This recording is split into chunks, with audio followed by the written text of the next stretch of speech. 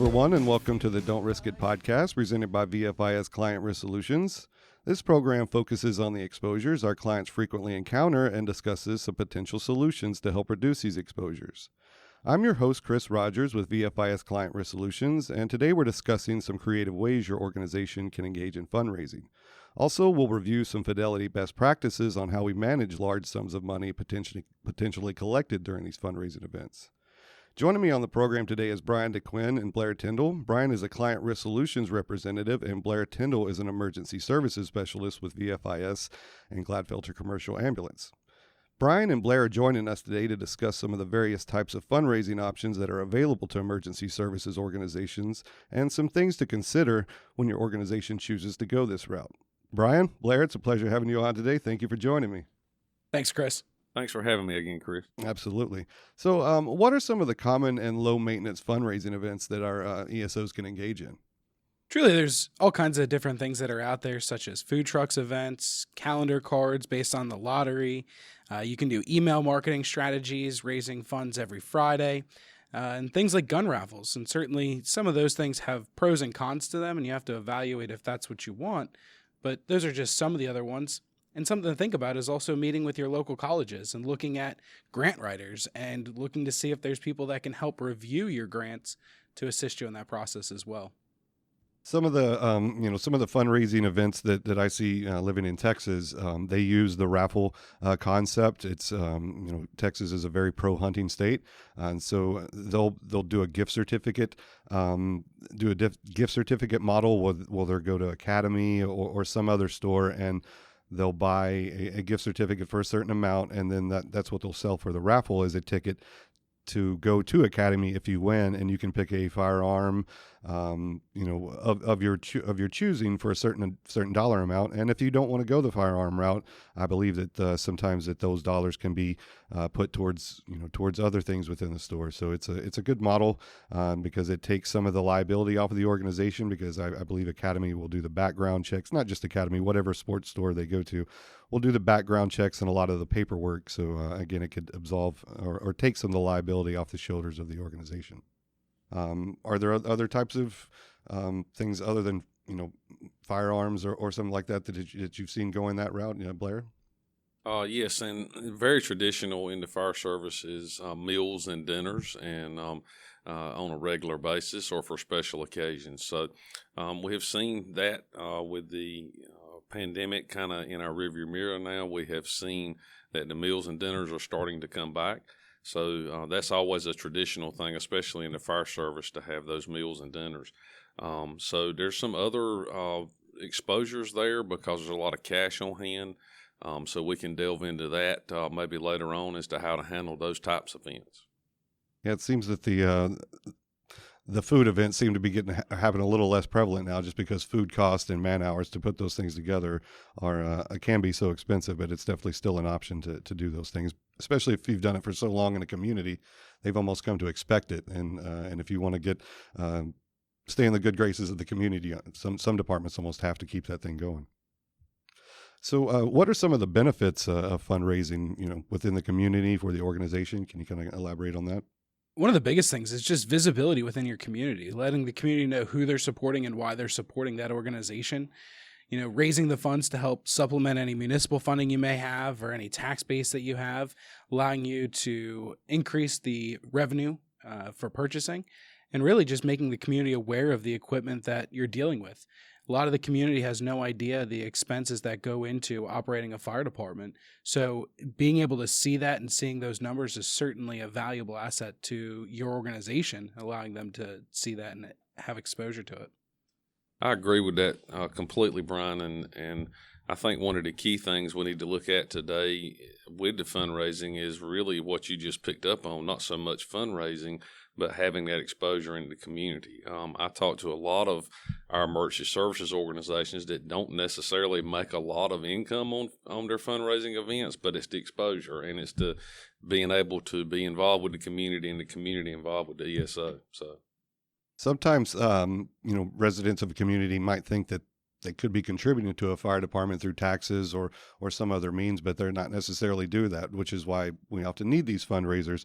So what are some things that we should be cautious about when we're looking into fundraising? Well, there's certainly all aspects to be worried about. Some of the things to really keep in mind are making sure that the process is fair and transparent, making sure that you're appropriately raising those funds, making sure that it's truly meeting the need of the intended audience that you're trying to raise those funds off of, but also making sure that there's an adequate profit margin. For a volunteer-based organization, the last thing you want to do is waste the members' time for limited or no funds at all. So you want to evaluate to make sure that truly that's going to have its benefit to the organization as well as the membership. So, going back to that, keeping the community involved, keeping them apprised of what you're doing. If members of a community donate to an organization, it's probably a good idea to show how those funds were used. What are some suggestions for demonstrating what the ESO did with the funds?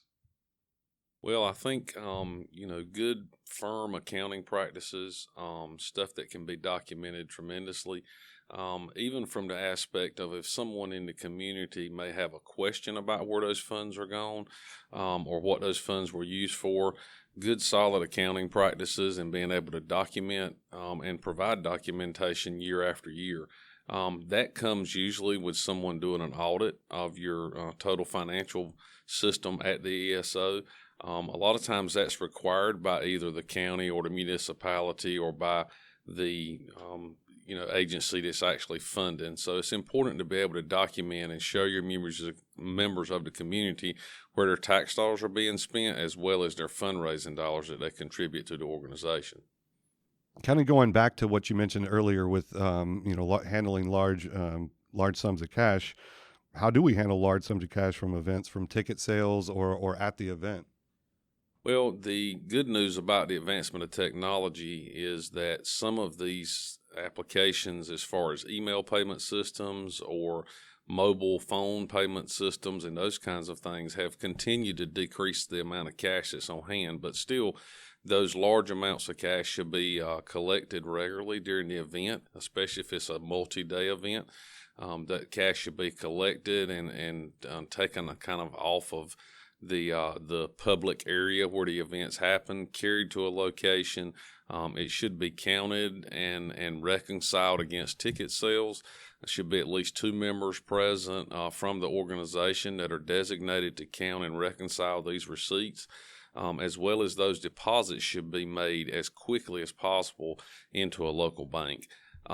If it happens to be where there's not, after hours deposits available at the particular financial institution that the department uses, then we could store it on site for a short amount of time until that financial institution was open, just making sure to store it in a secure location in the station and preferably in some kind of safe that would be fireproof or something like that. The other big thing is if the department has a particular group of people or a fundraising committee, those people that are involved in that should have background checks conducted.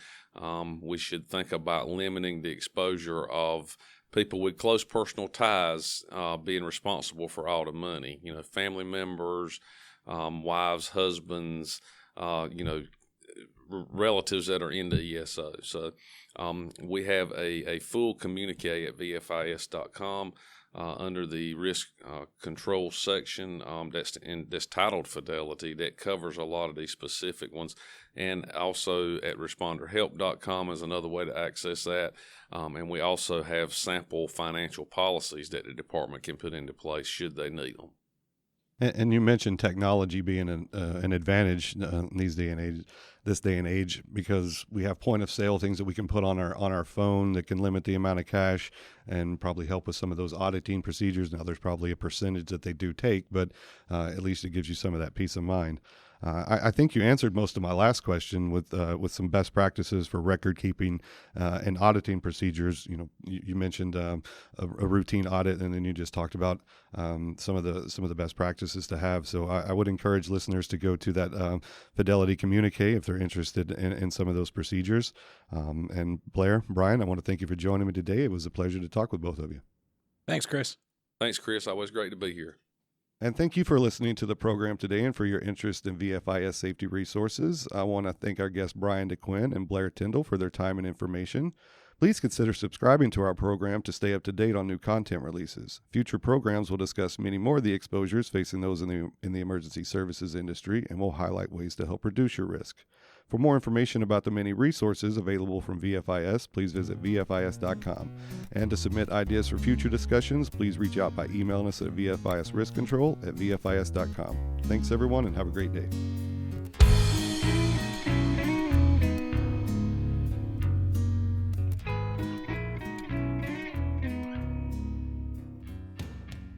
The views, information, or opinions expressed during this program are solely those of the individuals involved and do not necessarily represent those of Gladfelter Insurance Group, VFIS, and its employees.